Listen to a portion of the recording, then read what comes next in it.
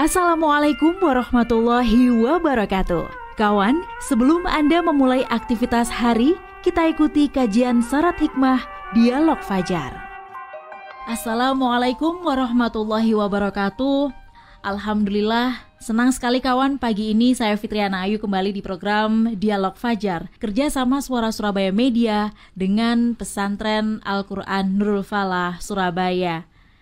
Kawan, memang dalam setiap perjalanan atau apapun kita selalu siap-siap istilahnya begitu. Sama seperti yang Anda lakukan pagi ini ya. Sebelum ke kantor juga menyiapkan apa saja yang dibutuhkan. Sama seperti kalau mungkin akan perjalanan, menyiapkan kebutuhan makanan, minuman, semuanya, logistik kendaraan pun. Apakah Anda juga menyiapkan dari sisi rohaninya kawan? Kalau sudah, alhamdulillah. Kalau belum, ini dia yang akan jadi bahasan kita pagi ini bersama Ustadz Abdurrahim Hasan. Assalamualaikum Ustadz Abdurrahim. Waalaikumsalam warahmatullahi wabarakatuh. Alhamdulillah. Sehat ya Ustadz ya? Alhamdulillah sehat walafiat. Doanya Mbak Ayu dan teman-teman semuanya. Tadi berarti perjalanan ke Suara Surabaya sudah mempersiapkan ya Ustadz? Iya, otomatis. Masya Allah. Ustadz, kira-kira apa sih Ustadz yang perlu dipersiapkan selain kebutuhan-kebutuhan apa ya Ustadz ya? Jasmani atau apa ya Ustadz sebelum bepergian begitu atau perjalanan? Monggo Ustadz Abdurrahim. Ya, baik Mbak Ayu. Bismillahirrahmanirrahim. Alhamdulillahirabbil alamin wassalatu wassalamu ala asrafil anbiya wal mursalin wa ala alihi wa ashabihi ajmain. Asyhadu an la ilaha illallah wa asyhadu anna Muhammadar Rasulullah. Allahumma salli ala sayyidina Muhammad wa ala ali sayyidina Muhammad fil alamin innaka Hamidum Majid. Amma ba'du. Mbak Ayu dan kawan-kawan yang berbahagia, alhamdulillahirabbil alamin, bersyukur selalu kita panjatkan kehadirat Allah Subhanahu wa taala yang telah memberikan rahmat, taufik, hidayah dan kesehatan kepada kita semuanya. Sehingga pada pagi yang penuh berbahagia ini kita semua masih diberi semangat oleh Allah, masih diberi kesehatan oleh Allah Subhanahu wa taala, dan kita selalu berdoa mudah-mudahan Allah selalu memberikan kesehatan kepada kita semuanya. Amin. Ya Rabbal Alamin. Mbak Ayu dan kawan-kawan yang berbahagia, memang kita ini sering melakukan sebuah perjalanan ya. Apakah perjalanan dekat maupun perjalanan jauh ya. Apakah perjalanan itu terkait dengan aktivitas kita di pekerjaan sehari-hari ya, ataupun perjalanan yang lain, mungkin seperti ziarah atau rihlah ilmiah mungkin begitu, atau ke rumah sanak saudara atau famili kita yang jauh. Maka banyak hal yang memang harus kita siapkan ya, seperti apa yang tadi sampaikan Mbak Ayu. Persiapan-persiapan apa yang sudah kita siapkan ya, kalau kita perjalanannya itu ke saudara ya, mungkin banyak ingin bawa banyak oleh-oleh lah kepada saudara kita itu. Namun demikian ketika kita dalam perjalanan itu tidak hanya itu yang kita siapkan. Jadi samping kesiapan tadi itu juga kesiapan dalam hal kendaraan dan begitu kan. Ketika kendaraan secara zahir kita juga siapkan bagaimana kondisi mesinnya, yang ada ya, mesinnya, kemudian bannya dan lain sebagainya, kita lihat semuanya. Kemudian ketika perjalanan ya, cara perjalanan secara zahir ya, kita mengikuti aturan-aturan yang ada di dalam perjalanan itu. Kalau kita berkendara di tol mungkin begitu Mbak Ayu ya. Ya, di sana ada tulisan kecepatan 60 sampai 100 ya. Maka ya kita ikuti aturan seperti itu. Kemudian ketika kondisi kita capek atau lelah ya, kita akan berhenti kan begitu kan, akan berhenti. Semuanya itu kita lakukan dalam rangka agar semua perjalanan kita bisa berjalan dengan aman, berjalan dengan lancar dan diberi keselamatan oleh Allah Subhanahu wa taala. Namun demikian tidak hanya itu, ada kesiapan rohani ya, yang perlu kita lakukan. Ya, yang perlu kita lakukan supaya apa tadi? Kedekatan kita kepada Allah Subhanahu wa taala itu mulai dari kita sebelum keluar rumah sampai keluar rumah dan dalam perjalanan sampai nanti pulang. Harus kita dekat kepada Allah Subhanahu wa taala. Kenapa demikian? Karena yang membimbing, yang memberikan petunjuk, yang memberikan keselamatan adalah Allah Subhanahu wa taala itu. Karena itu Rasulullah Sallallahu Alaihi Wasallam memberikan informasi, memberikan tuntunan kepada kita ketika kita mau melakukan perjalanan, maka ada beberapa hal yang perlu kita lakukan secara kerohanian, Mbak Ayu ya. Jadi yang pertama adalah kita lakukan sholat sunnah safar. Jadi sebelum kita keluar dari rumah, maka sebaiknya kita lakukan sholat 2 rakaat.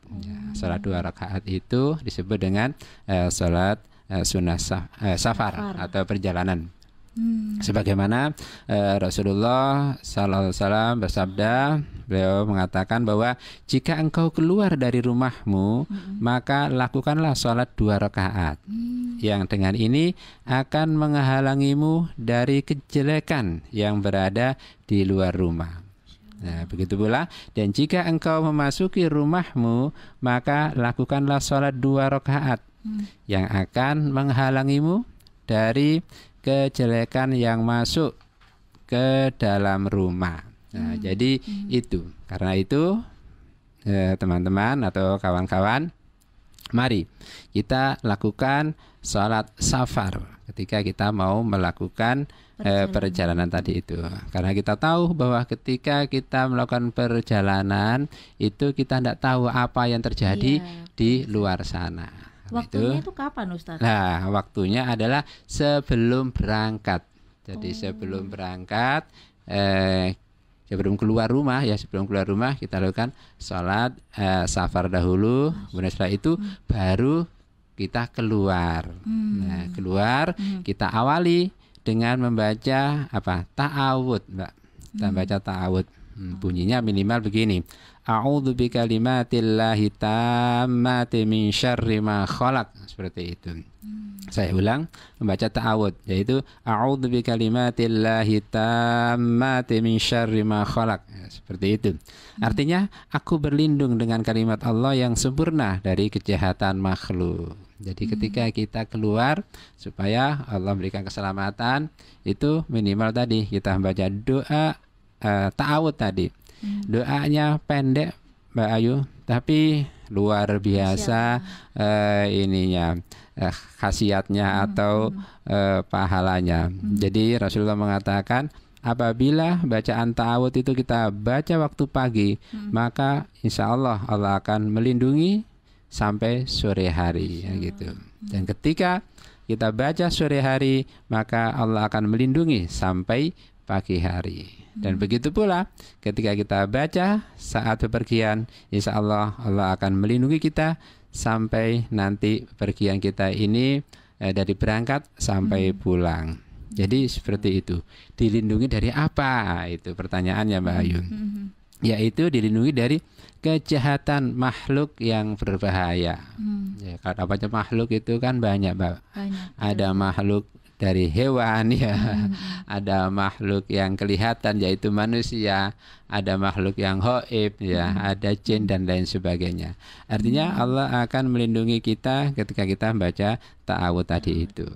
Tambah lagi selanjutnya adalah kita berdoa kepada Allah dengan membaca doa keluar rumah. Bismillahi tawakkaltu 'alallah la haula wala quwata illa billah. Artinya dengan menyebut nama Allah, aku bertawakal kepada Allah. Tiada daya dan kekuatan kecuali kepada Allah Subhanahu wa taala. Jadi semua apa yang ada di rumah dan diri kita pasrahkan semuanya kepada Allah Subhanahu wa taala. Setelah itu kita naik kendaraan, Mbak Ayu. Ketika naik kendaraan juga demikian, Rasulullah mengajarkan kepada kita untuk berdoa. Minimal doanya adalah subhanalladzi sakhkhara lana hadza wa ma kunna lahu muqrinin wa inna ila rabbina lamunqalibun. Seperti itu. Saya baca lagi sekali lagi, mungkin bisa ditirukan oleh kawan-kawan yang lain. Subhanalladzi sakhkhara lana hadza wa ma kunna lahu muqrinin wa inna ila rabbina lamunqalibun. Maha suci Allah yang telah memudahkan perjalanan ini bagi kami, padahal kami tidak ada kesanggupan mengendalikannya, dan bahwa sesungguhnya kami semua pasti akan kembali kepada Tuhan kami kelak. Jadi itu yang kita baca ketika kita keluar rumah, kemudian naik kendaraan sebelum kendaraan itu berjalan. Nah, setelah itu Mbak Ayu, persiapan apa lagi yang kita siapkan selama proses perjalanan itu? Rasulullah mengajarkan kepada kita untuk memperbanyak sedekah, Mbak. Memperbanyak sedekah saat kita sebelum bepergian atau saat kita dalam perjalanan.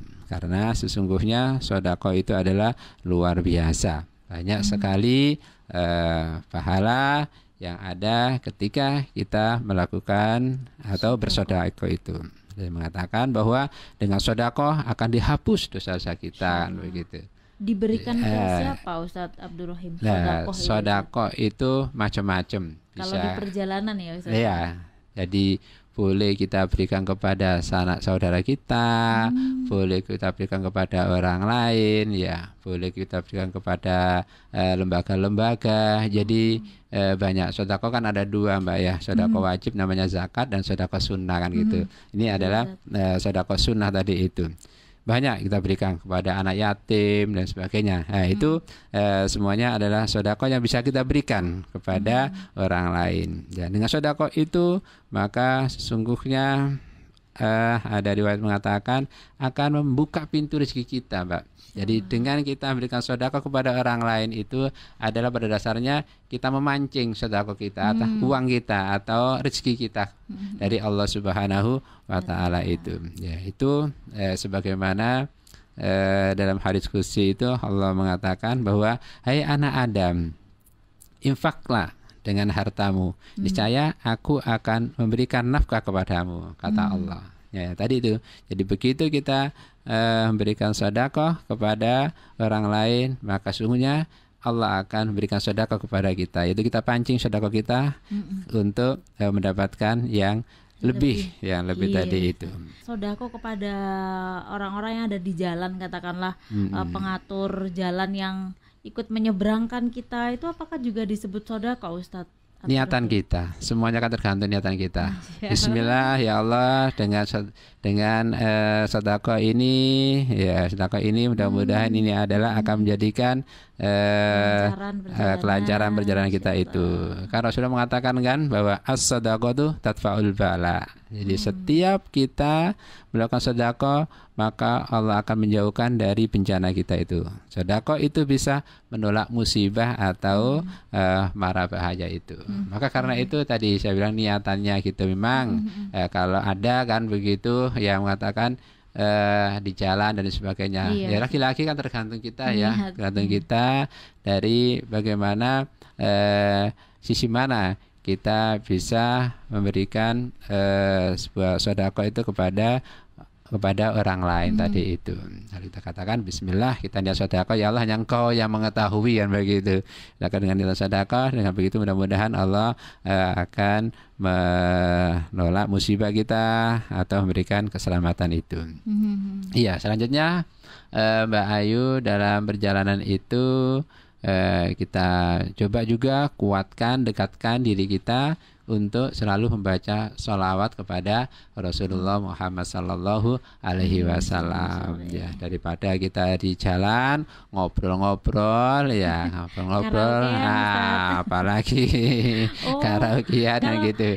Kalau lagunya itu diganti sholawatan, apakah itu juga termasuk sholawatan? Ya, tidak apa-apa juga kan. Dengan adanya lagu itu kan minimal kita dalam hati kita mengikuti kan gitu, dengan mengikuti itu. Nah, mudah-mudahan dengan begitu maka kita selalu berdekatan dengan Allah Subhanahu wa taala. Karena Mbak Ayu, Allah Subhanahu wa taala itu sudah menyampaikan dalam Al-Qur'an itu bahwa innallaha wa malaikatahu yusalluna 'alan nabi ya ayyuhalladzina amanu sallu 'alaihi wa sallimu taslima. Sungguh Allah dan malaikat itu selalu bersolawat untuk Nabi Muhammad sallallahu alaihi wasallam. Karena itu, wahai orang-orang yang beriman, bersolawatlah kalian untuk Nabi.